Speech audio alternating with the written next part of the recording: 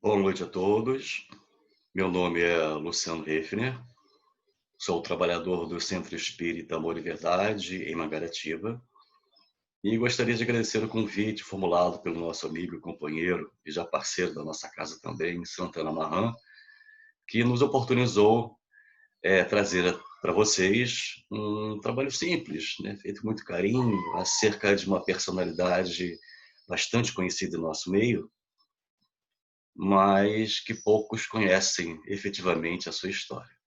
Então, neste momento, vamos elevar os nossos pensamentos e sentimentos a Deus, a Jesus, o nosso amorável Mestre, a Maria de Nazaré, nossa amantíssima Mãe, para que consigamos estar sempre envolvidos pela luz e a paz do nosso Mestre Maior, a nossa doce Mãe Maria, e agradecer pela oportunidade de estarmos aqui reunidos em torno de seu nome, fazer um trabalho voltado para o Grupo Espírita Irmã Angélica, a convite do nosso querido Santana Mahan.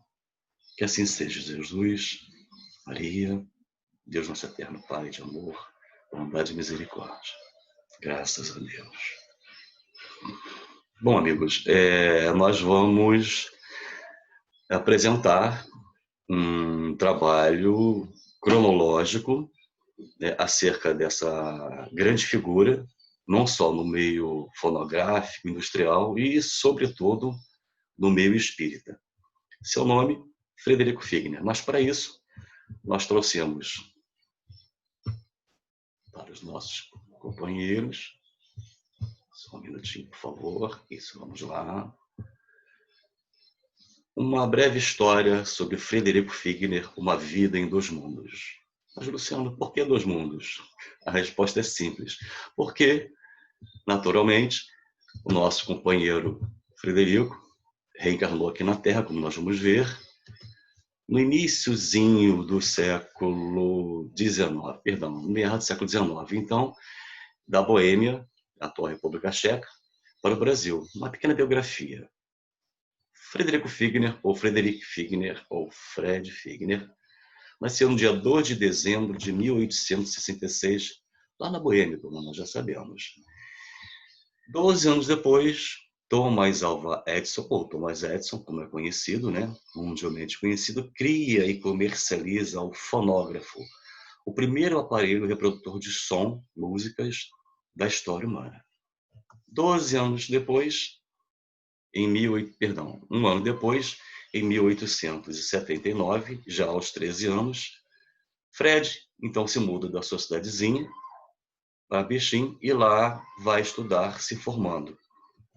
Em 1882, já aos 16 anos formado, ele então viaja para os Estados Unidos para ganhar a América, né, como já era conhecido naquela época, nessa cultura de conquistar o Eldorado americano. Em 1889, já com 23 anos, no Texas, ele tem seu primeiro contato com o fonógrafo, esse equipamento maravilhoso, né, que reproduz músicas e vozes, muito interessante, criado pelo nosso conhecido Thomas Edison. Em 1891, então, não há registros se Frederico Figner trabalha em diversos ofícios nos Estados Unidos, no México e na América Central, ou se já exibe o fonógrafo, cobrando por essas exibições nesses locais.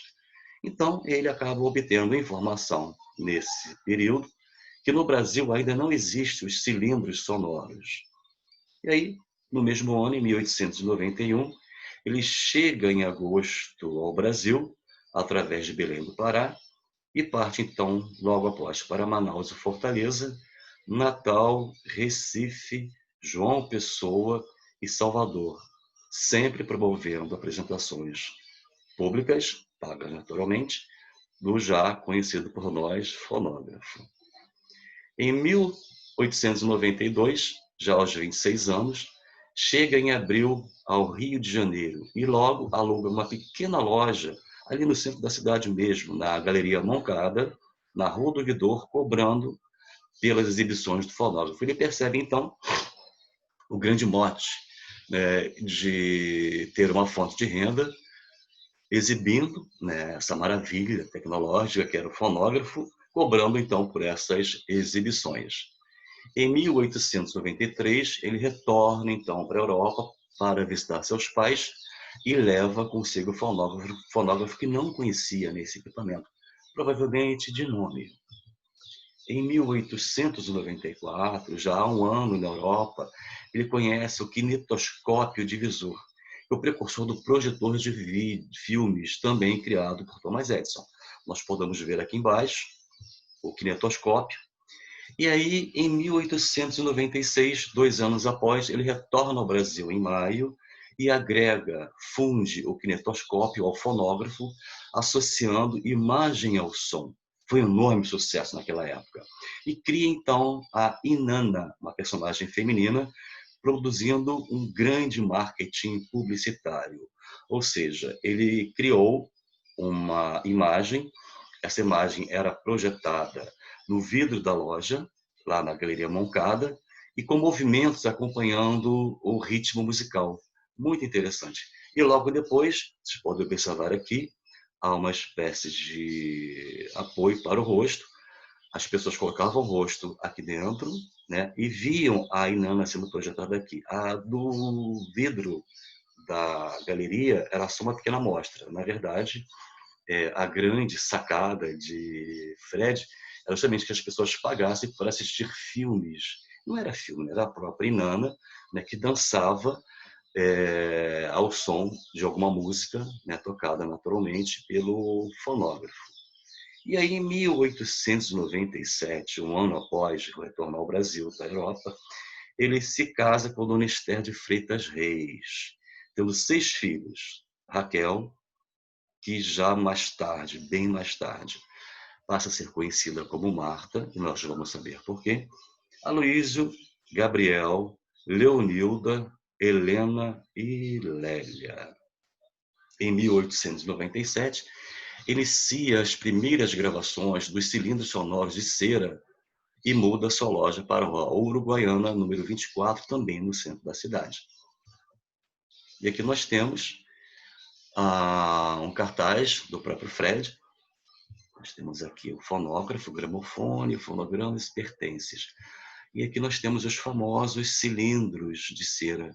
Nesse momento, então, encerra a era do fonógrafo de exibições pagas, porque a partir desse momento, o próprio Fred, uma vez já tendo esses cilindros produzidos aqui no Brasil, passa a comercializá-los na sua loja nova na Rua Uruguaiana, número 24. Em 1900, no iniciozinho do século XX, no dia 22 de março, Fred inaugura a Casa Edison, na Rua do Ouvidor, número 107, em homenagem, naturalmente, a Thomas Alva Edison, o criador do fonógrafo. Introduz, então, o próprio Fred, o gramofone no Brasil. E as atividades da Casa Edison se encerram em 1960, 60 anos de atividade. Em 1901, Fred toma conhecimento do zoofone, que na verdade é aqueles antigos discos, os bolachões, né, que nós conhecemos em rotação 76, 45, né, os mais antigos lembram perfeitamente, dos antigos bolachões. Então ele monta o primeiro estúdio de gravação no Brasil com a tecnologia zoofone. E aqui nós temos os famosos discos, né, grossos, pesados, conhecidos como bolachões. As matrizes gravadas aqui no Brasil eram enviadas para a Alemanha, lá eram prensadas, produzidas lá e enviadas novamente para o Brasil, para o Rio de Janeiro especificamente, onde o Frederic, nós podemos ver aqui embaixo, né? Aqui está como em inglês, mas as matrizes brasileiras que eram gravadas aqui e prensadas na América, perdão, na Alemanha, eram enviadas para cá e comercializadas na Odeon. No ano seguinte, em 1901, finalmente, Fred leva a sua Casa Edison para São Paulo, inaugurando a primeira filial da Casa Edison Rio de Janeiro, com a mesma estrutura que ele montou aqui. Em 1901, no mesmo ano, ele conhece e se torna amigo de Pedro Sayão, filho do doutrinador Antônio Luiz Sayão e pai da cantora lírica Bidu Sayão, que alguns devem conhecê-la. Pedro, então, frequenta durante 2 anos a Casa Edson, lá em São Paulo, falando acerca do espiritismo. E aí há um episódio bastante interessante acerca dessa história, porque é justamente nesse momento que Fred começa, então, a se permitir envolver mais ainda pelo espiritismo. A esposa, doente de um funcionário, faz Fred Figner se inclinar ao espiritismo. Por quê? Essa senhora estava muito doente, à beira da morte. O Pedro, sabendo dessa condição, comenta com o Fred acerca desse problema, né? O funcionário é muito triste, faltando o serviço, inclusive, para poder atender às demandas de sua esposa. É, Nesse período, o Pedro fala: olha, o Fred, o funcionário X está com uma esposa muito doente, não está nada bem de saúde, inclusive está correndo risco de vida, e já foi tentada todas as possibilidades médicas e ela está, assim, num momento muito difícil. O nosso funcionário também, né, nessa situação, acaba não tendo condições de trabalhar. E aí, nesse momento, Fred lembra de Maria de Nazaré. E aí ele faz uma prece profunda e fervorosa, pedindo a Maria que curasse a esposa desse funcionário. E ele consegue. Na verdade, não. Essa senhora, essa esposa, né, do funcionário, recupera a saúde, graças a Deus, e volta a ter a sua vida normal. O funcionário, naturalmente, retorna às suas atividades. Foi um marco para que Fred realmente compreendesse o poder da fé e tudo aquilo que o Espiritismo nos traz. Em 1902, então, o baiano Xisto grava um lundu chamado Isto é Bom, lançada em 5 de agosto de 1902. É a primeira música gravada no Brasil pela Casa Edson, no disco Zoofone, como nós vimos. Figner, então, deixa de gravar os cilindros e passa a gravar nos discos musicais de gravação lateral. Era apenas um único lado. Então, ele passa a ser representante exclusivo da Zoofone ou Zonofone no Brasil.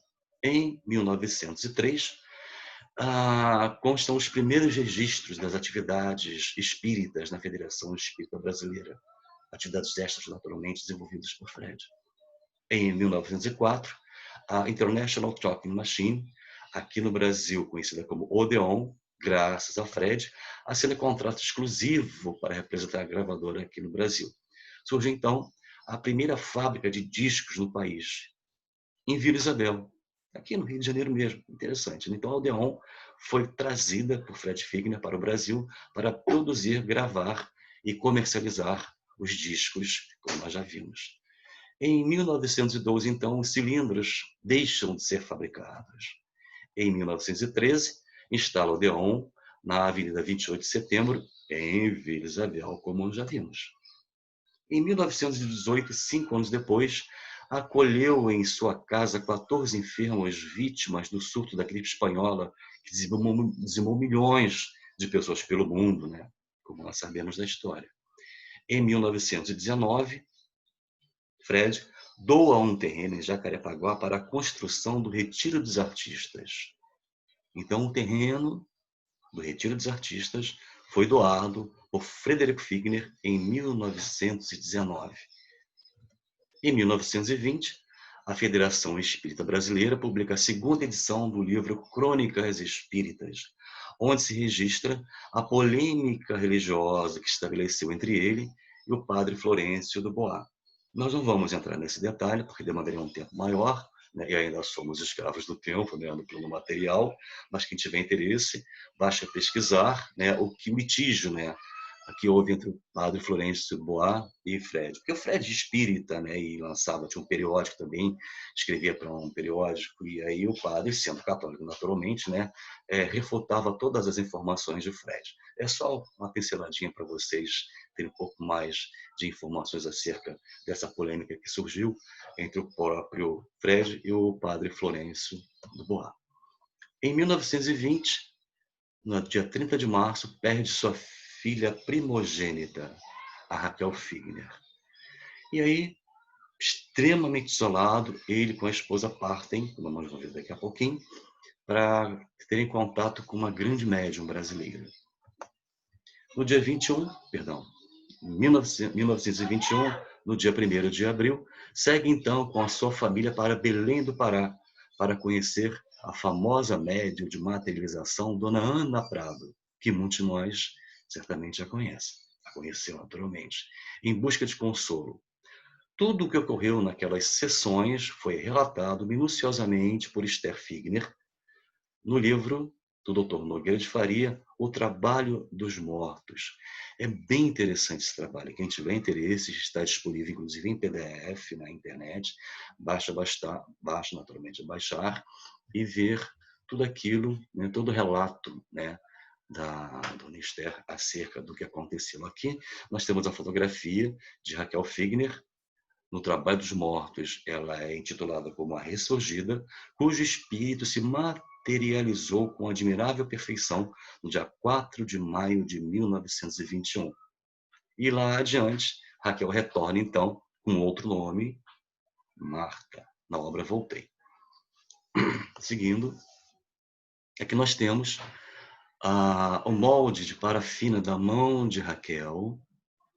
Nós temos uma florzinha, também feita em parafina. Esses outros foram feitos pelo espírito Anita, no dia 6 de maio. Agora, a mão é da própria Raquel.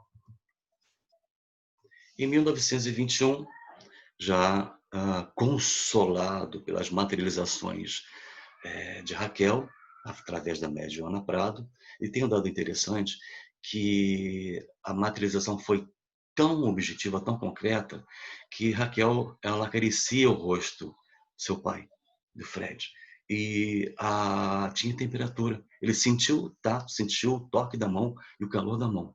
E ela sentou-se no colo dele, ele sentiu o peso da filha, já em espírito, gente. Olha que trabalho interessantíssimo esse de materialização. Bom, em 1921, ele viaja então para a Inglaterra para visitar Sir Arthur Conan Doyle.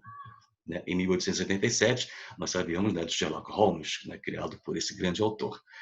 No ano seguinte, ele se naturaliza finalmente brasileiro. Em 1927, encerra a fase da gravação mecânica e inicia a fase das gravações elétricas. Além de seus afazeres profissionais, onde fez fortuna. Interessante que no Brasil nós estávamos no início do século XX e todo o material de escritório, principalmente, lápis, brochuras, folhas de papel ofício, tintas, máquina de escrever, frigobar, inclusive, Fred importava dos Estados Unidos, quando não da Europa, para comercializar aqui no Brasil. Então, Frederico Fligner foi um homem muito rico, fez fortuna aqui, como nós vimos. Mantém, então, uma coluna no jornal Correio da Manhã, divulgando o espiritismo e trabalhando diariamente na febre. Nós já percebemos aquele litígio que houve entre ele e o padre Dubois, o padre Florencio. Fred ia para a sua empresa muito cedo, por volta das 8, no máximo 9 horas da manhã. Porém, antes disso, Fred passava na Federação Espírita Brasileira e, junto com o médium de cura incorporado, que ministrava as receitas, era Fred quem escrevia todas elas. Feito isso, eram dezenas de receitas por manhã. Terminados os trabalhos, ele ia então para a sua fábrica. Aos 79 anos de idade, tinha vibrações, os entusiasmos, as vivacidades das juventudes estouvadas. Né? Era um jovem, né? Como se fosse um jovem.